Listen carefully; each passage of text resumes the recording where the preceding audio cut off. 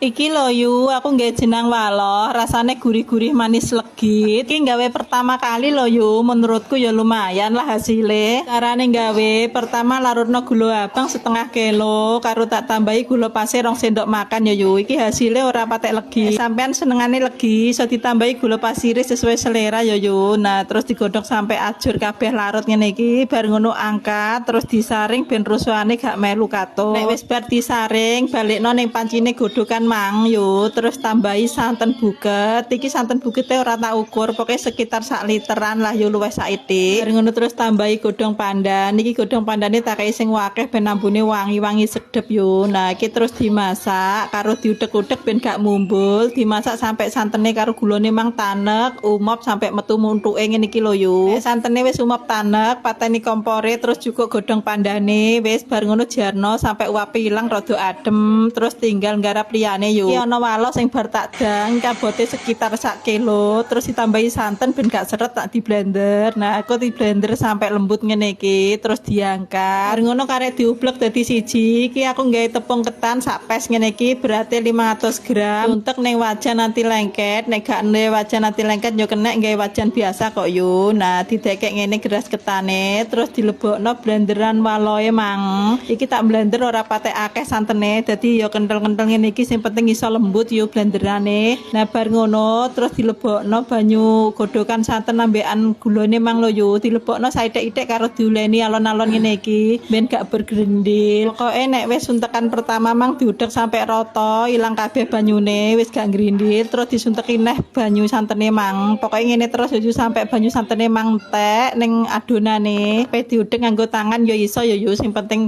ijik sampai resik, malah penak engko iso runyet-runyet sing iso ngrindil-ngrindil ngoku dadi sorota kabeh adonane yo. Wajanku iki ukurane 28 yo, tak gawe tepung sak pes ngono mang pas sedengan. Nek sampean gawene rada akeh yo iso wajan sing luwih gedhe neh. Wis yo, nek adonane wis dadi ngene iki karek ditumpangno ning dhuwur kompor, genine cilik cenderung rada sedengan yo. Nah, iki dimasak ngono ku karo diudek-udek terus ben gak kelet ngisore. Pokoke kudu sabar lho yo ngudek jenang ngene iki. Proses iki suwi sekitar 3 jaman ngudek ngene iki. Cara ngudek dhewe ngono yo impor tangane yo, pokoke ra sumbut karo mangane. Nah, iki ngudekku wis tengah perjalanan yo. Iki ya wis mateng dipangan ya wis enak, tapi kurang tuwek dadine kok cepet mambu. Dadine ya tetep kudu diudek-udek terus sampai dadi koyo ngene iki, sampai ora kelet ning patulang ngene iki lho yo. Iki tandane wis mateng. Iki sakjane diudek neh sing luwih tuwek ya tambah apik lho yo, karena aku wis pegelet tanganku dadi cukup sakmene ae. Dan iki wis wendul banget, manis legit molur yo.